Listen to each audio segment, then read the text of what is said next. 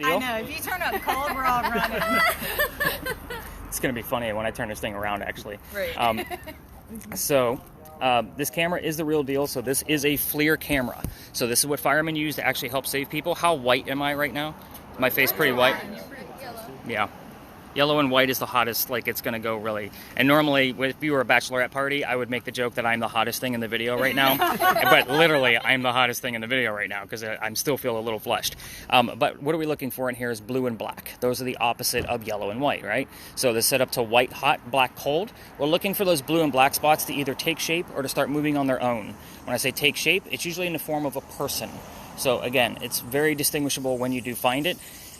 With the cameras, is it always a real-time kind of find? Not necessarily. It's, usually the review the next day. So with that said, there are a couple of things about this camera. I do have a blue dot that is bouncing around the screen, and that blue dot is finding you the coldest spot in the frame at that particular moment. So when you guys get your video back from this, it kind of helps guide your eye because it does keep track of the temperature, and I also have a sensor crosshairs on there that kind of give me an ambient temperature of what's going on around us anyway. So that way I kind of know, I know tonight we're already at 49 to 50 degrees average temp because I do keep track of that for you. But I'm looking for anything about 15 degrees colder than at 49. So I'm looking at 34 and colder is really what I'm looking for when I'm kind of going through this. So again, when I do capture things on this, it is a holy shit moment. I'm just going to put it out there because it's normally exactly what that is. So sorry for the language, but there's no other way to explain that.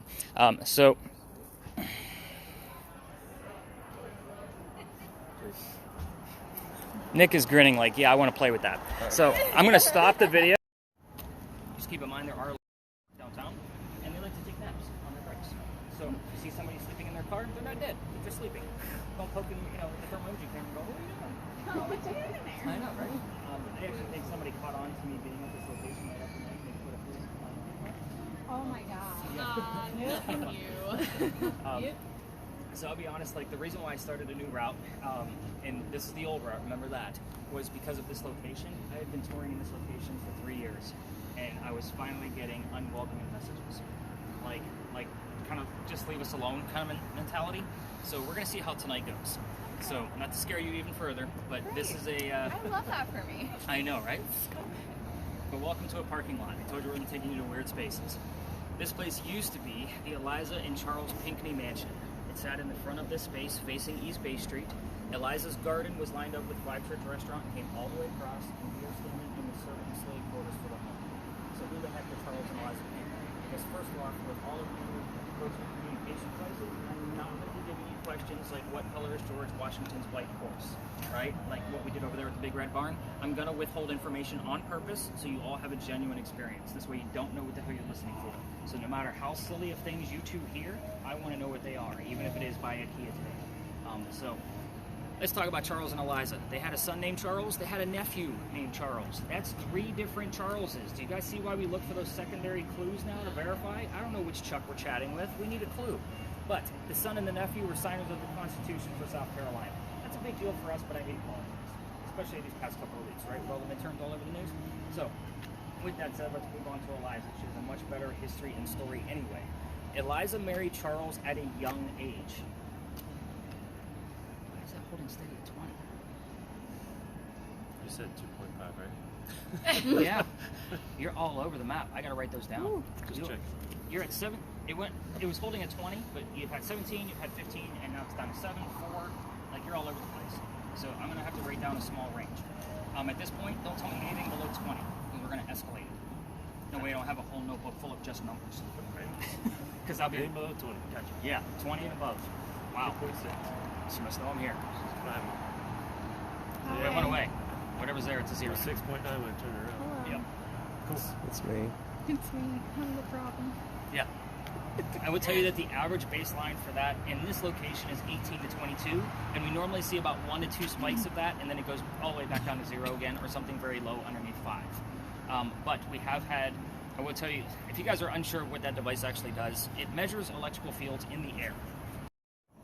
So those are the questions that I commonly get the answers for. You're going to have 2 sets of questions with yours. The children. You can ask how many kids she had and what their names were. That's it. The reason why is there's a tragedy among those kids. Don't poke the bear, we'll know it's you. All activity will stop, just so you know. The mansion's also not here anymore. You can ask what happened to it and when did that happen. Like a very specific date. Notice that none of these questions are yes, no answers. So what happened to the children? How old No, were they? don't ask what happened to the don't. children. Names, how many? Or Names the and how names many? of your children and how many? Right, and then as far as like what happened to the mansion and when did that happen. So obviously we're looking for a very specific date. With yours, we're gonna kind of cherry pick off of the mansion piece to see what kind of happened there. I'm trying to think. Oh, with your other spirit box, the one in your left hand. Now, Eliza was the second wife named Eliza from Charles back to back. So his first wife died in January of 1744. He marries the one we just spoke about 5 months later in 1744. So kind of a jerk move, right? But both Elizas have a maiden name that starts with the letter L. We're going to see which Eliza we're dealing with by asking what her maiden name is. So I want to kind of take a quick peek at the word list real quick. Wyatt is interesting. That's a name. I don't know if that's somebody from Big John's team or not. And then, yeah, I saw Tim on there too. She was double. Charles was double her age when they got married. So now we have half. Very interesting. All right, so I'm actually going to keep Josh. Am I getting names right? Have I screwed anybody's names up yet? Not yet. Okay, I'm going to keep Josh behind so I can show him how to use that motion sensor. The rest of you are going to spread out, stay away from the vehicles. Please do not go So in we're between just them. in this park. In this lot only, from here forward. Yes, and the mansion. Alright, so obviously you've seen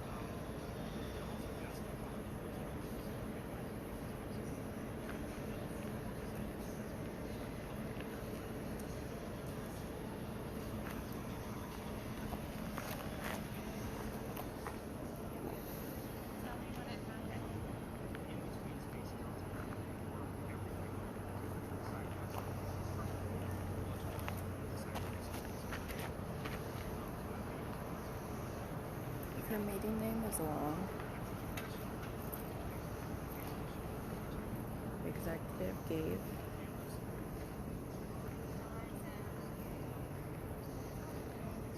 Gabe what?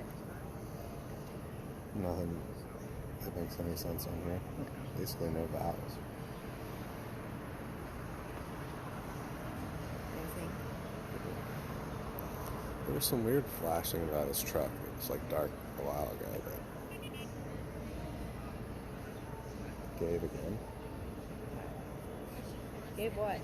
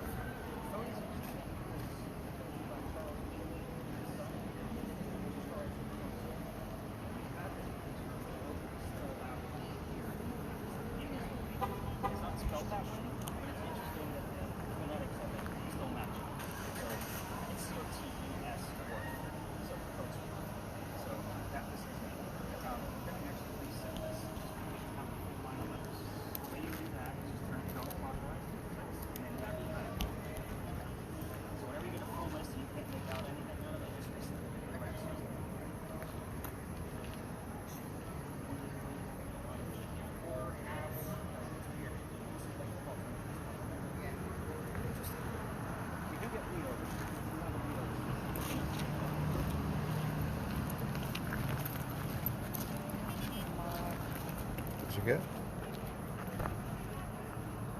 He said this is like almost like football things, like quarter, half, championship. Just ambition. And I was like, girl, I know you're ambitious. Me too. Let's talk about it.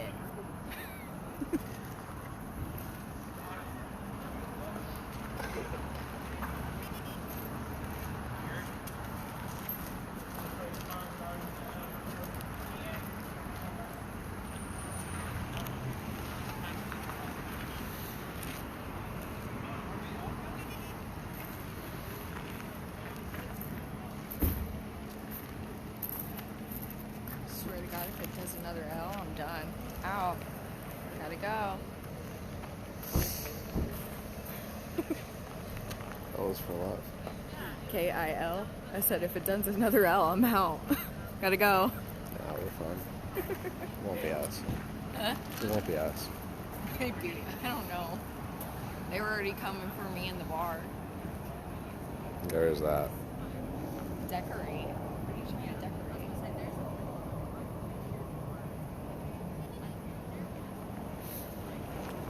Nope, I'm done. Nope. Okay, stop. I swear to God, it just spelled out kill. Chill.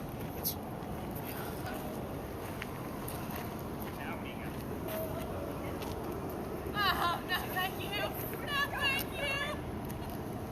I said if it does another L, I'm out. I'm done. It's like, so sorry.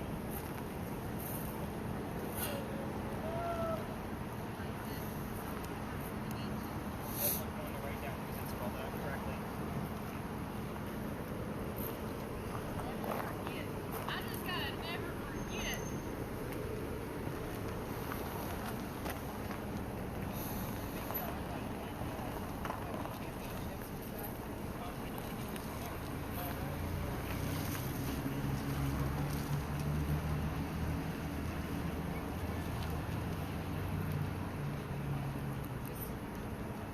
Championship, decorate.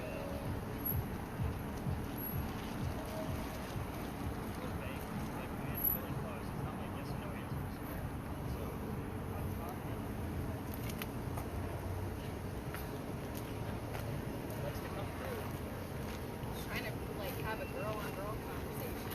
And again, I don't always follow up with the cameras in real time because again, it's not always a real time spot because the camera's so small. But I definitely review them, you know, in the morning. So for every 5 minutes of video you capture, I watch about 1 minute to 2 minutes of it. So again, I don't know if I don't follow up with all the cameras all the time. It's because you're the quiet guy of the group, and you're gonna just sit there in video and not give us a commentary. So Busted. I used to always give that to the skeptic of the group, but then they started saying really nasty things about me, not realizing it was recording audio. I'm like, I gotta stop doing that. So now I just learned to turn off the audio so I can focus on the visuals. But yeah, people used to say some really nasty shit about me. I have no doubt. And they're too dumb to realize it's being recorded. Yeah, it's recording audio too. People coming through.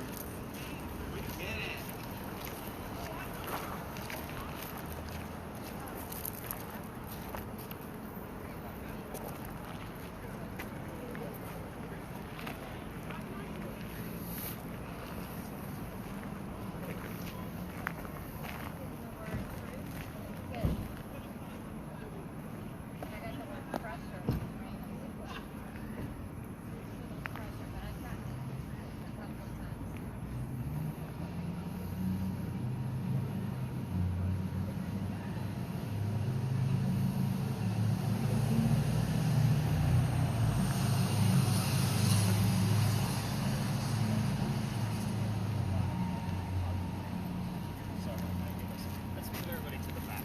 Any other crazy terms show up? Okay. I was talking to him. Oh. They're not much. Okay. On the internet? Besides the 1700 and the 7. Nothing? Okay, you had nothing going on crazy with yours. So we don't get a whole lot of numbers in here. So if you get up to a 4 or 5, like, I'll be excited. It's definitely not the Pinkley Mansion site where we're going to see 20s and 30s. Which, by the way, I think the highest we got up to on that at Pinkley Mansion was 32. And that's this one? Yeah. There's it too. Up to like 1.1 is natural from the Earth, so that's why you should start at 2.5, because that's the second green dot on the device that just showed you from in the bag. So welcome to Philadelphia Alley. So this alley used to be called Miller's Alley. Let's try and get some footage in here. We do capture here. Again, if tours are going to be coming through here, we're just going to split the scenes and let them pass through. So just so you guys know, it's kind of nice that we have the whole LA tour site. But we're only going to spend about 5 to 8 minutes. Again, we don't actually explore this place like we did before.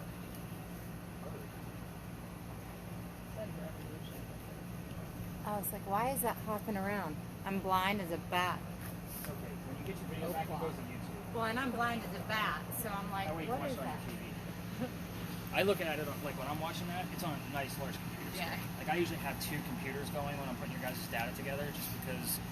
Well, it was like the little identifying little box, but Oh, from yeah, far away, I'm like, what is it? It goes all over the place. All right, so we all tell the same story down here. This is a staple for every ghost tour. That's why I don't spend a ton of time down here, because you may have already heard this. So this used to be Duelers Alley. This is where some of the duels used to occur for the city of Charleston. We all talk about the same duel, but you're going to get the story a little bit different because you're ghost hunting. You need different details than your typical campfire marshmallow type ghost story. So, by the way, it's super quiet down here, and there's a reason for it. Yeah. It's a little creepy. That's part of the reason I like to come here. A doctor moves down here from Rhode Island. His name is Dr. Joseph Brown Ladd. I slow down on his name because it shows up here often. I'm going to turn down the sensitivity a little bit, just because it seems like it's getting better. So he moves down here because he's supposed to get married to his fiancée, Amanda. Amanda just inherited a bunch of money from her dead parents. She has an attorney helping her out with all of this cash. The attorney thinks that Dr. Ladd is just after Amanda's money. So he tells Amanda, get rid of the doctor. Yeah. So Dr. Ladd moves to Charleston to prove that he's not just after her cash. We'll pass through.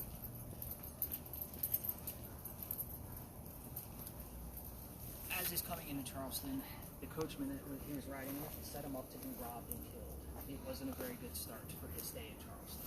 But somebody was walking by. His name was Ralph Isaacs. I stop on him because he has the same initials as where the doctor came from. We do get R.I. quite a bit. Rhode Island, Ralph Isaacs. Before we even had the Ouija board device, it was showing up on spirit boxes. It was the weirdest thing. So, Ralph tells the doctor, dude, you don't want to stay here. I know this guy. He's going to try to kill you. He's got a gunman inside. I got some friends you can rent a room from at 59 Church Street. 59 shows up here a lot, by the way, as does the word church. Dr. Ladd takes him up on the offer, and him and Ralph become friends. They go see plays together. They can't sit next to each other because the doctor makes more money. He gets better seats. His practice started to take off. So they had to talk about these plays on the way home. So one night they go see Richard III from Shakespeare, and they're arguing over the new actress. Dr. Ladd thought she was fantastic. Ralph, not so much. It gets even more heated when Ralph starts insulting the doctor's fiancée back home in Rhode Island. So they go their separate ways. Ralph having his own friends here prior to the doctor, he goes to see his friends at the newspaper and puts an ad in the paper telling the whole city of Charleston what he thinks of the doctor. Kind of a, you're a disgrace to society kind of mentality. Jerk move. Dr. Ladd sees the newspaper ad and rebuttals with, let's go to Duelers Alley. We're going to settle this. They come down, they took their 10 paces, they turned, the doctor pointed his gun in the air. Shot. One shot. He didn't want to kill his friend, which is often what happened at a duel. He just wanted to have him courage and bravery to show up to the fight. But Ralph has his one shot. He puts it in the kneecap on the doctor. Dr. Ladd drops to the ground, and he doesn't die. Carried home by his friends, where he died 10 days later, or 4 days later, depending on which version of the story that you're reading, because he refused medical treatment and probably tried to bleed out the bullet himself. Now, because the doctor was making so much money while he was here, and Amanda was moving down soon, he became known as the Whistling Doctor. I'm going to point out that every haunted city has a cliched whistling ghost. There's actually proof of this one, because I used to take my groups all the way through this alley, and we would be listening for the whistles. So before we started using earbuds on the spirit boxes. So it's a matter of turn those down, listen for the whistles. You should keep in mind if you're going to do this on your own, because I can't take you all the way through, and I'm going to explain. I've actually been kicked out of this alley before. That's the fun part of the story, and you guys will appreciate it because you're a fun group. But listen for whistles if you turn on your voice recorder. But keep in mind every local knows this story. Anybody walking up and down Queen Street or Cumberland is going to throw a whistle down the alley. My garage, we passed it. It's right behind the Scotchman, so I have to pass this alley no matter what route I take. I throw a whistle down this alley every single night on my way home. Like, it's just one of those things. So even when my daughter's on the tour, we race to see who's going to throw the whistle first. So again, it's just a little game we play, especially if there's other tours down here. So here's how I got them to die. First off, you need to know that this alley didn't come all the way through. So it kind of stopped between, like, halfway between us and the street on Cumberland. So those bricks down on that side are older than the bricks we're standing on now. They're sun-dried bricks from slave children. There's before handprint and fingerprint swipes at the end of this alley. So I would always point it out because we all need to see it and shows how far we've come away from slavery. So, no matter the diversity of my group, we're going to go look at those bricks. However, everybody wants to try to get paranormal activity out of that brick. And I treat that brick the same way I do a grave. That kid is not staring at that brick in the afterlife. Yeah, exactly. However, November 26th, 2020, my entire group is huddled around this brick trying to get a reading out of it. I'm trying to scurry them along because it's outside the dining room window of the beautiful mansion at the end of the alley. I was out of bounds and new at this. I didn't know exactly what I was doing yet, and he came out screaming. My daughter thought it was great because she was on the tour that night and Dad was getting yelled at. So we moved on, and the next day was Thanksgiving. So I worked in retail management, as some of you already know, for over 20 years. I've never worked in another Thanksgiving ever in my life. So pay for it to do this. So at any rate, I did not have a tour that night, but I did get a phone call the next day asking me to go down halfway or to reroute my group. I did not think it was fair for my groups of 10 to try to investigate a space when there's 20 to 60 other people down here. So I told my group, I don't believe in the story we're about to go see, but we're going to talk about it and see what actually happens. And all I told them was we were going to be discussing pirates. I'm not a pirates guy, I'm a vampire guy. It was just kind of my thing. Now, before we left, somebody heard the name Anne on a spirit box. I did not tell them we were going to be investigating the female pirate Anne Bonny. So I went, oh shit, we might actually have something going on. We get down there, I told what little bit I did know about piracy at the time, and somebody else hears the number 300. I'm like, I don't know what that means, we're gonna look it up tomorrow. So I'm doing research. We were there November 28th of 2020. Anne Bonny's trial for piracy was November 28th of 1720. We were there on the exact 300-year anniversary of her trial. So, I keep taking you guys back up there. I'm going to be honest, it is a hit or miss location. We actually had some decent activity going on at the Pinckney Mansion tonight. It wasn't like the best stuff I've ever seen, but we had something going on.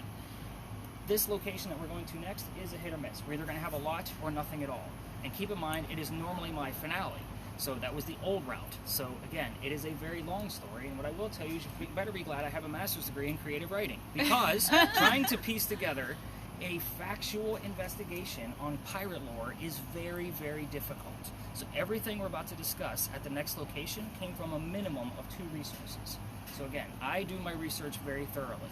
It is a very interesting story. Even if we don't get anything out of the paranormal piece of it, you're going to learn a shit ton about pirates that you never knew before. Nick's like, all right, I'm game for that. Pirates are cool. You guys hear anything, see anything before we leave this space? I know, you've been trying to listen to me. It's very difficult to do both. Yes. Anything very crazy on your end, Kelly? You're kind of in charge right now. No. Any RI on your Ouija board? Okay. All right. So, and you've been listening to me because you've been super focused too. As far as your camera, I've been going back and forth. yeah, this is one of those spaces where we're not going to spread out and investigate, but the next place is like that, as is the last stop that we're going to go to. This is a great stop because, oh, by the way, it is always this quiet down here. It is like this on a Saturday afternoon. Like, I don't know why. This is probably one of the most I think it's picturesque one of places. the most beautiful, I love it. picturesque places too. Before we do leave, the gate behind me. Yeah, I've been staring at it this whole time. I'm like, There's a oh my reason why it's here, god. and not many tour guides. I don't even know that anybody actually knows this little tidbit of nugget of information. But remember that the alley didn't go all the way through. So this was a shortcut for the loser of the duel. They would carry him as a shortcut to get to the cemetery on the other side of this wall. Otherwise, you'd have to go all the way down to Queen Street and come back around. So again, I call this the death gate, just because, I mean, I don't know how many bodies have passed through here, but again, dueling was still illegal in the 1700s. So it wasn't like, you know, this was like a secret place. And the reason why this was cut off on one end is because this is where they held the livestock for the city of Didn't you Charleston. just get 1700? I did. I got 1700. Well, we were also at Pinckney Mansion, so 1700s would definitely be relative. So I'm going to be looking for other specific numbers, like 93 and 22, but you also have that August 15th. So I don't know what that ties into. That could be tying into something completely different. I know. My first line, those are earthquake faults. If you're unfamiliar with earthquake faults, they're basically turn buckles. So in the event that we have another earthquake, like what I mentioned earlier, you can turn them, and it's supposed to straighten the building back up and tighten it so it doesn't incur any more damage. That is, by the way, earthquake bolts don't actually work. So again, the reason I bring them up is because that's the first set of earthquake bolts that Charleston put in, because that's the oldest government building in South Carolina. It's exactly why we're here. This is what I call a familiar ghost. So back at Pinckney Mansion, we had an intelligent ghost. You ask questions, you get answers. This is a familiar. This would have been a building that was being constructed at the same time that Anne Bonny came to this area. So that's why we're here. That's why it's hit or miss, because we have some buildings this old, but like this is the oldest in the government. So kind of keep in mind too, I've already told you I've been kicked out of one place. There's only certain places we're actually allowed to go to. still have to follow the tourism laws, even though this is no one too. So, follow me, there's a lot of twists in this story. This building took 10 years to build. Does that sound like our government? 10 years, small building? No, Yes. not at all. So, finished in 1713, our story begins actually in 1708, right in the middle of its construction. A young lady moves here by the name of Anne Cormack. She's with her, by the way, they're leaving Ireland. She's with her dad and his mistress. The mistress is Anne's mother. Is everybody with me so far? Three of them are running away from her father's angry wife. Is that twist? Yeah. Had an affair, had a kid, ran to run away. Oh, Got it. nice. Yeah, sorry. Put it in a little simpler terms. So, by the way, how pissed was she that they got to leave Ireland? Like, just putting that out there, 1708, there's no planes. But they landed in Georgetown, just north of here, between us and Myrtle Beach. Dad bought a plantation, Mom died pretty quickly. That means he has to send young Anne down here to sell anything from the plantation to keep things afloat, which is why we're here, in the new building. Anne back home in Ireland, though, was kind of a badass. They say she actually killed one of her servants when she was only 7, 8, 9 years old. Remember, it's pirate lore, with a knife to the belly. So knife and belly have shown up here in the past. Just putting that out there. So, fast forward, building's done in 13. By 1715, pirates are coming through town. Anne is stoked. Why? Because she's going to fall in love with freedom, just like a man. And she does. Guy number one.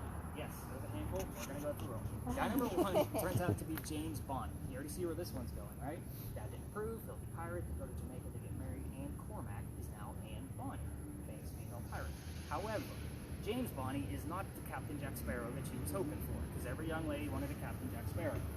Now, this guy turns out to be a privateer, which means he's a spy for the British, a coward in her eyes. So a few years later, she falls in love again. This guy is John Rackham, aka Calico Jack. Calico Jack is literally the person that they base the Captain Jack Sparrow character off of for your Disney films. So, is this Captain Jack Sparrow that she wants? Absolutely. V1. He has his own ship. Anne wants to be part of it. Can't put a girl on a pirate crew. Does anybody know why? Think family friendly. It's not the rape question. I was going to say she just I already got right. that one. I know, right? Yeah. Females on a ship are bad luck. So, he makes a deal with her. Just like Don't If you use that dress like a excuse. guy and hide your gender and look like the crew, you can be part of the crew. But you're going to be a female in my quarters. She's okay with this because Dad used to cross-dress her as a boy apprentice back home in Ireland to hide her away from his wife. She knows it's a man's world. She's going to follow the rules. So, let's put two and two together. Being a female in his quarters, she's eventually going to get pregnant. Can't have a pregnant pirate dude on the crew. So, he drops her off in Cuba. Go have the baby over here. These are friends of mine. They'll help you out. Come back later and we'll figure it out. She goes and has the baby, but returns with no baby. We have no idea what happened to the child. So that's not the significance of this part of the story. The part is that she came back dressed as a female, and Jack knew about it, which made him very angry, because everybody's going to know that he let a female on the ship. Now, while she was away giving birth to his baby, he captured another pirate crew. They're down below deck. She's going to go flirting with them, just to make Jack even more mad, because that's who Anne is. We're on guy number 3, in case you lost track. Guy number 3 turns out to be a female, dressed like a male, that was to be part of the pirate crew that Calico Jack captured. Now we have 2 females trying to be males on the same ship. This young lady's name is Mary Reed. She went by Mark Reed to become a pirate. Her and Mary became friends, possibly lovers, we're not going to really know for sure, but the British find out where they are, and they send a fleet of ships to take down one pirate ship. Anne and Mary, rumor has it, they were the only 2 pirates not drunk enough to come up and fight with their one bullet flintlocks, because everybody else was too drunk, they're down below deck. So Anne and Mary are trying to take on this fleet of ships, and they probably don't know how to use the cannons yet, they haven't been pirates for very long. But 2 ladies are not going to take on a whole fleet of ships. So, as they're being arrested, she looks at her bow, her captain, and says, "You should have fought like a man instead of being hanged like a dog." The word dog shows up here a lot. Now, the judge wants to see the 2 men that fought back so valiantly on their own. He's already tried and hung Calico Jack and the drunk pirates that wouldn't fight, so they're dead and gone 2 days prior. Now, Anne and Mary go in front, they reveal their gender. He doesn't give a shit that they're female, they're still pirates, he's still going to hang them. "We plead our bellies," was the last thing they screamed out, because you cannot hang a pregnant woman in 1720. It's illegal. So he sends them both back to jail and delays the hanging until after the pregnancies are over. Dad is still up here in South Carolina somewhere, and he bails out Anne because he has all of his Irish money. He brings her back home, she remarries, takes husband number 2, but guy number 4, because we're going to count Mary and we don't really know, and she has 4 kids that dies at the age of 8. Yes, very abrupt ending. Mary Reed dies a year later in a Jamaican jail from whatever pirates die from in a Jamaican jail. Use your imagination. Most of the books will tell you that it was fever issues. I say it's skirt. Like, let's just go really nasty, right? Let's make it romantic. Use your own imaginations. So, With this location, I left out 2 questions. I'm not going to give you a whole plethora of questions because by now you guys know what you're doing with your spirit boxes. The 2 questions I left out, you can pick and choose whatever you want. I left out the name of Anne Bonny's parents on purpose. So that's the father and his mistress. I also left out the name of Calico Jackson on purpose. So you guys had something to actually work with.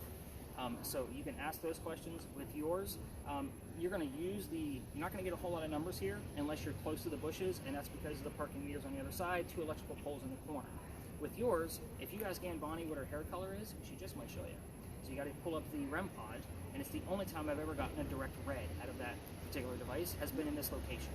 So some nights she'll show you all night long. She'll keep showing it to you, no matter where you're standing. It's very interesting. Other nights, she's not here at all. So what's the name of her parents? What's the name of the ship? And what's the color of her hair? You got it. We're gonna spread out. If you wanted to get some footage of the front of the powder magazine, those of you with cameras, you'll have to leave the lot and go in front of the bushes to the left. Just don't interrupt the other tours. Remember, again, I don't have a whole lot of friends in this industry, so I'm not trying to pick anybody else up. I got you guys, but yeah.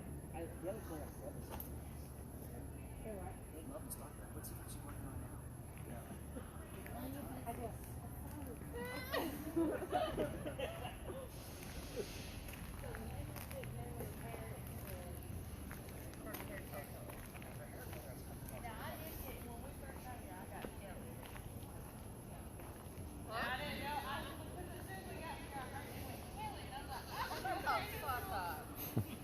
No, I'm dead serious. I got Kelly.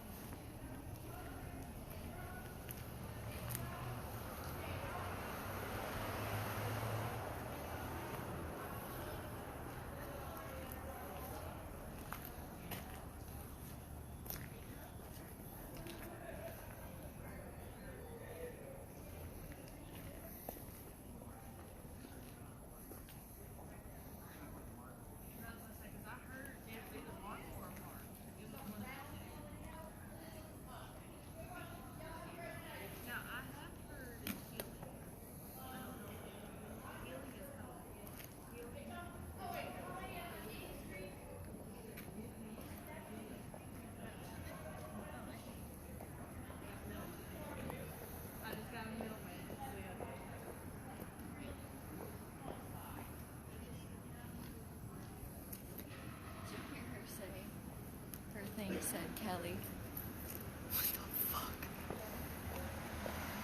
Only one. Yes. I actually changed it.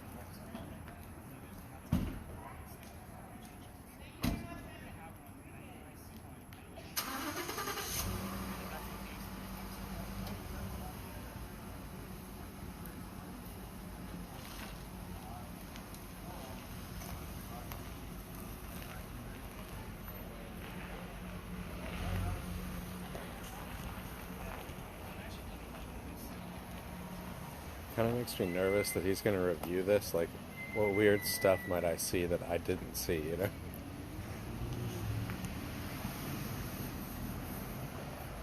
I looked at him and I was like, she's probably saying my name because I got red hair. Kelly. Kelly. Yeah. He was like, you signed up for this. I was like, I know.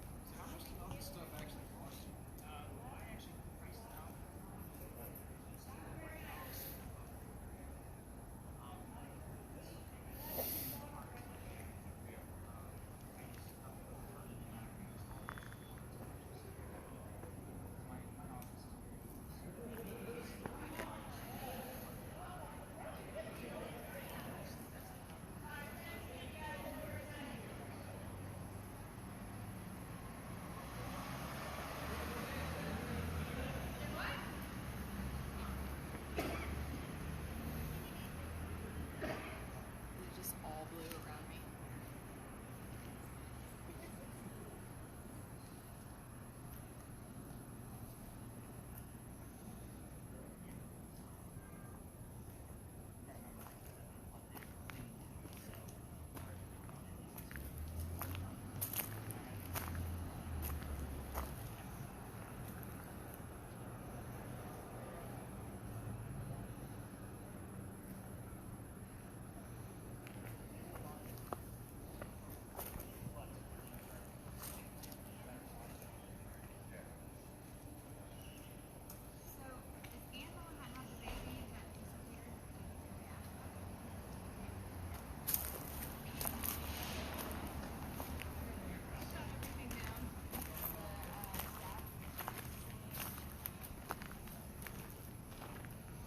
And I don't know if I heard it right, but I think I got the name Abe or something close.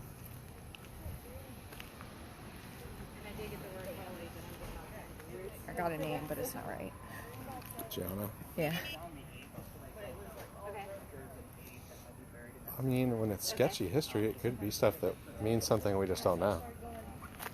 Yeah, like Eliza was raped. Probably. Baby number 3 was probably not even daddy's. All right, let's head over to this wall and we'll kind of go over the answers. Did you get anything crazy on yours? Nothing. I want my Taylor Swift thing.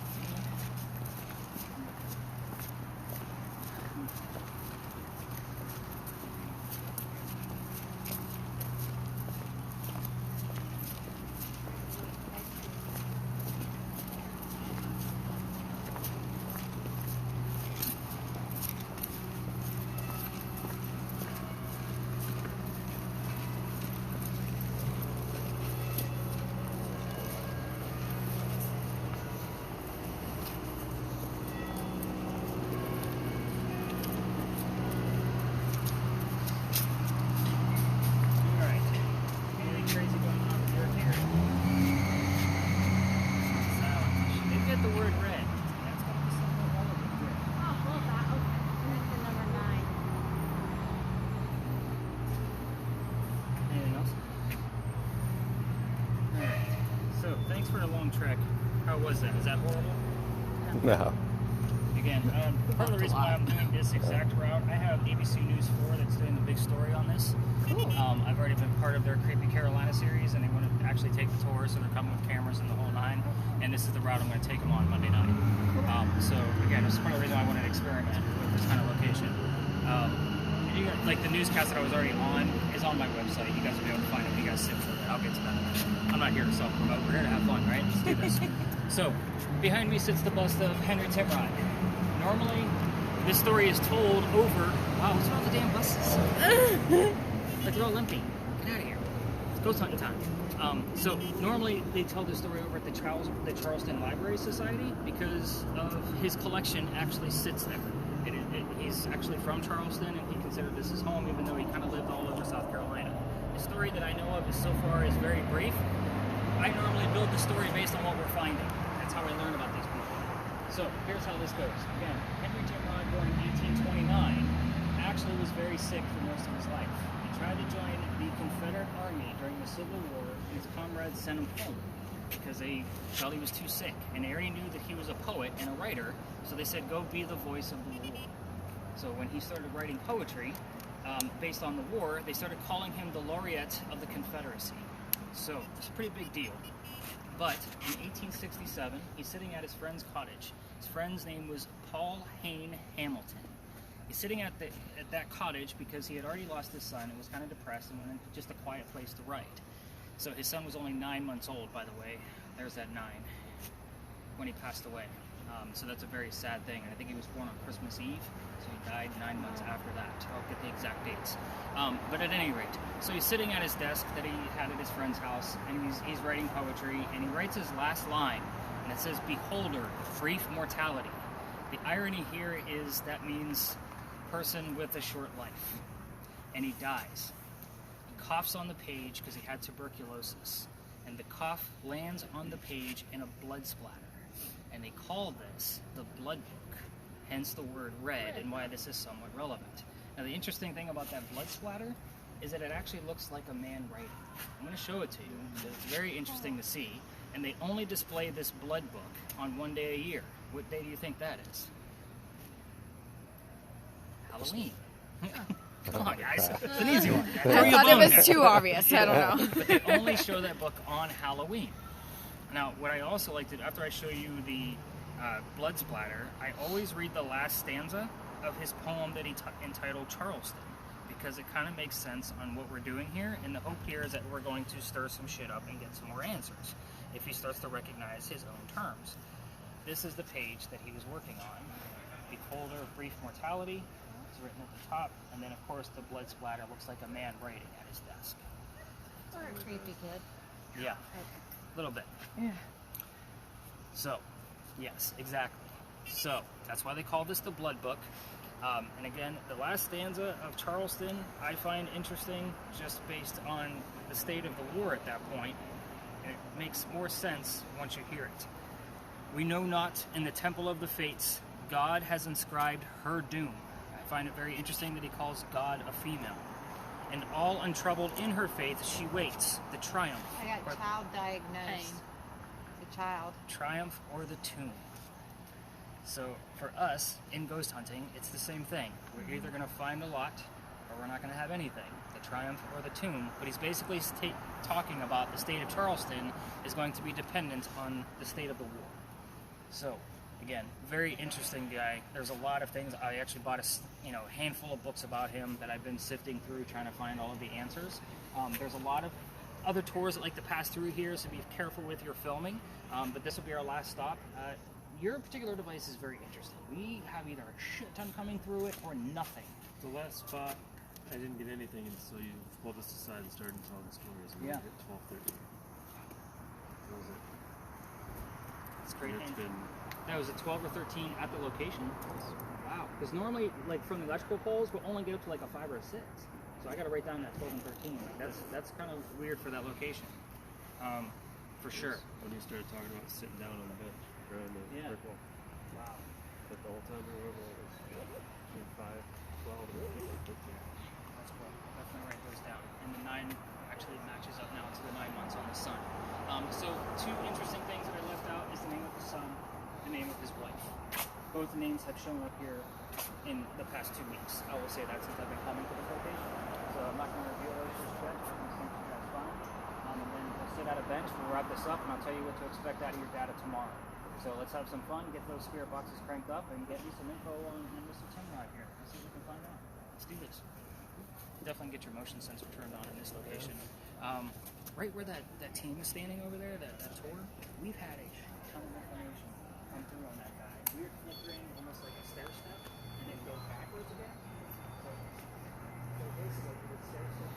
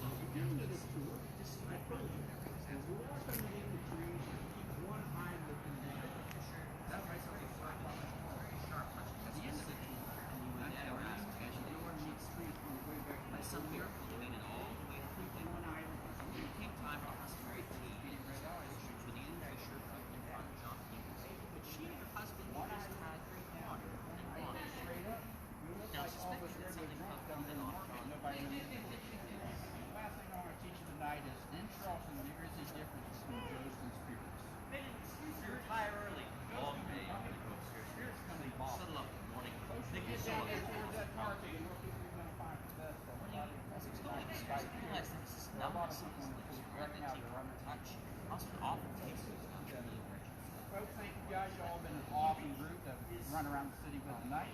Hopefully we entertain you and talk to you a little history while we did so. Now, you guys, it's an opportunity. I'm asking you to take a few minutes and put this up on TripAdvisor, Bill, or our Facebook page. Give us a decent plug. Enjoy the tour. Give us a decent plug. My name's Michael. I'm going to visit the store and we're going to have to give you one after the tour is over. You enjoyed it. If you didn't enjoy it, trash can on the way up. But my name start in there. My name's Andrew. Remember him? I mentioned him. He's the guy that trains all the new school guys. Go back out there and just blame him for all that. Folks, thank you guys. Thank you all. Thank you. Appreciate it. If you guys know where you're at, feel free to head where you need to. If you don't know where you're at, I can get you back tomorrow. If anybody's interested in it,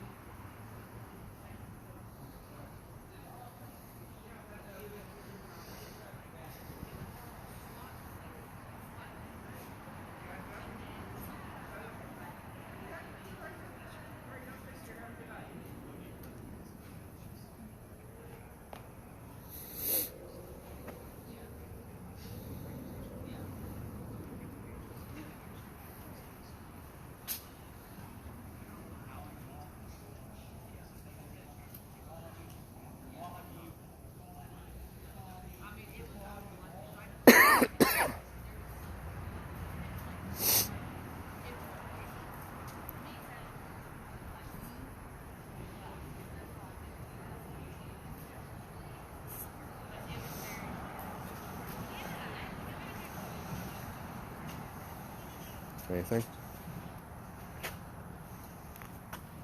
Tick.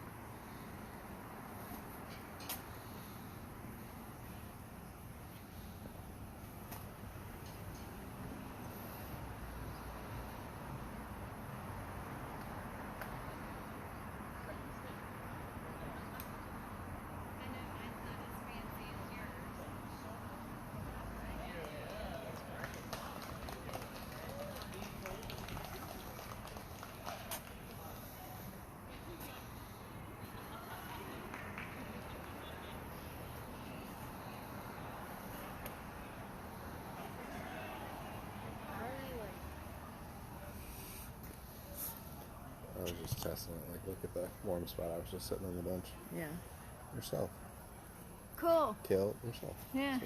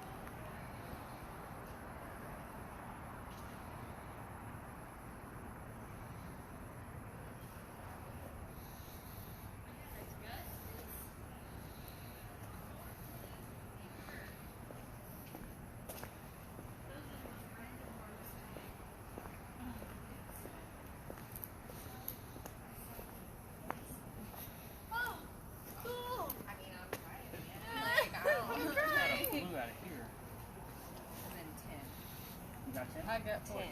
10. I just got stabbed. Oh, cool. Well, the way you said that didn't sound very good. I just got stabbed. All right, let's head over to this bench.